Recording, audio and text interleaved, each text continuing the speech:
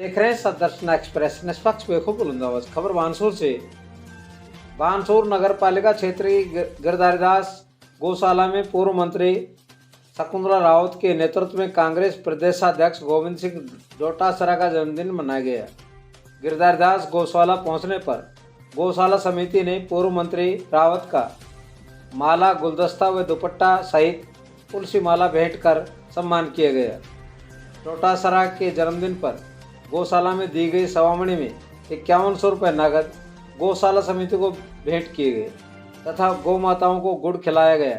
इस मौके पर बोलते हुए पूर्व मंत्री रावत ने कहा कि भाजपा सिर्फ भाषण झाड़ती है, धरातल पर कुछ नहीं करती, जबकि कांग्रेस की सरकार कांग्रेसी भाषण कम झाड़ते हैं, काम ज़्यादा करते हैं। उन्होंने कहा, हमारी सरकार के शासनकाल में हुए विकास कार्यों को अन्य जगह क्यों स्थानांतरित किया जा रहा है।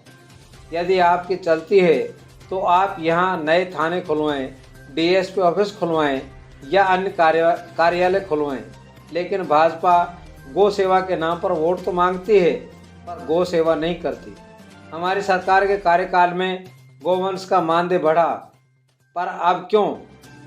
रावत ने कहा, जो कुछ भी विकास कार्य विधानसभा क्षेत्र में हुए उनको भाजपा के लोग अन्य स्थापित करना चाहते हैं, जैसे बांसदयाल थाना। हमने आमजन की सुविधाओं के लिए जो कुछ किया उससे बेहतर करें भाजपा की सरकार। एक सवाल के जवाब में पूर्व मंत्री चलते हुए जवाब दिया, लेकिन आगे बढ़ती गई।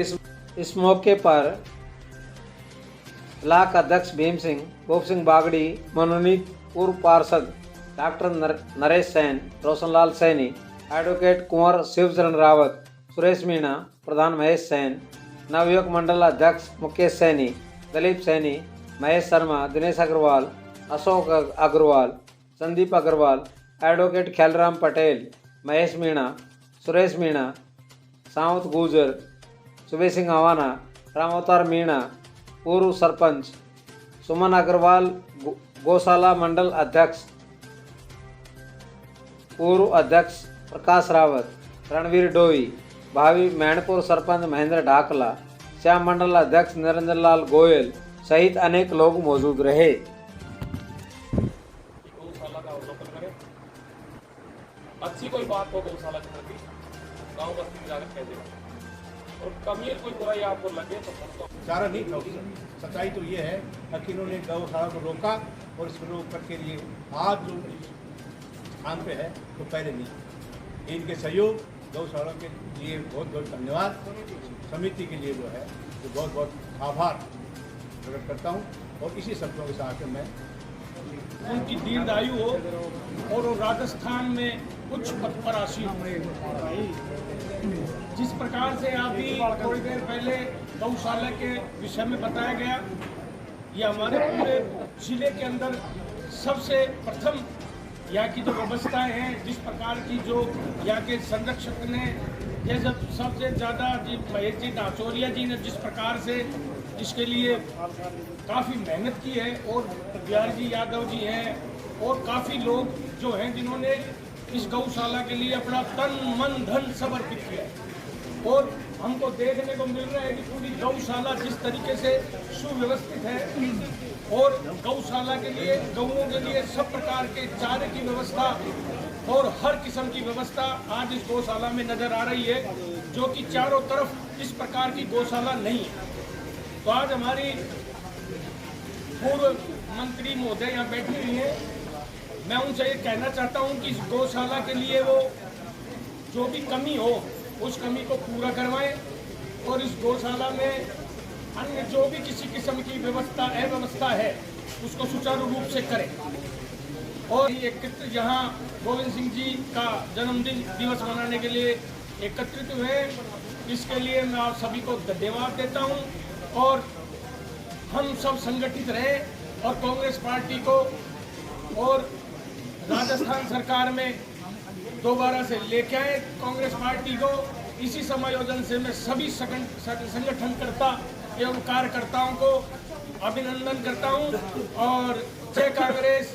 दास महाराज जी की ये जो बानसूर प्रांगण में गौशाला है, ये एक बहुत ही मैं मानती हूँ कि जो पूरी गो समिति है ये गौशाला की, उसको बहुत बहुत धन्यवाद देती हूँ कि उन्होंने इतनी अच्छी व्यवस्था कर रखी है। सम्माननीय हमारे गोविंद सिंह जी डोटासरा, जो कि हमारी कांग्रेस पार्टी के अभी वर्तमान में प्रदेश अध्यक्ष हैं, और प्रदेश अध्यक्ष रहते हुए आपने देखा कि किस तरह से बीजेपी का जो शीर्ष नेतृत्व था वो नारे लगा रहा था 400 पार 400 पार 400 पार।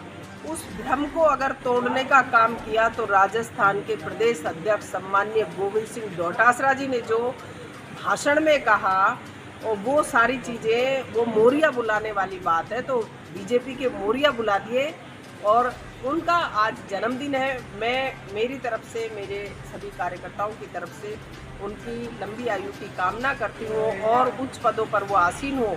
और गाय माताओं के लिए हमने ये सवामणि का आज प्रोग्राम रखा है बानसूर ब्लॉक की कार्यकारिणी ने, और सभी और भी कार्यकर्ता हैं, सभी ने, जिससे कि गौ माता की बीजेपी तो सिर्फ और सिर्फ पूजा का बहाना करती है, ढोंग करती है, नाटक करती है, गौ माता का नाम लेती है सिर्फ वोट लेने के लिए।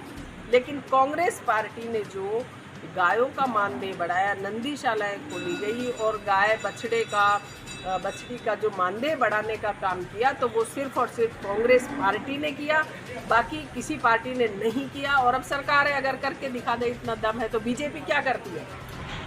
आप देखिए कि बानसूर में ITI कॉलेज खुला, उसकी बाउंड्री हो रही है, बिल्डिंग देवनारायण योजना से बनी, और कॉलेज की बिल्डिंग अभी बनी है कांग्रेस सरकार में। बड़ा हॉस्पिटल माता के सामने बनने जा रहा है, और वहाँ पर अपना ट्रोमा सेंटर भी बन रहा है, PSC खोलना, CSC खोलना, सड़कें बनाना।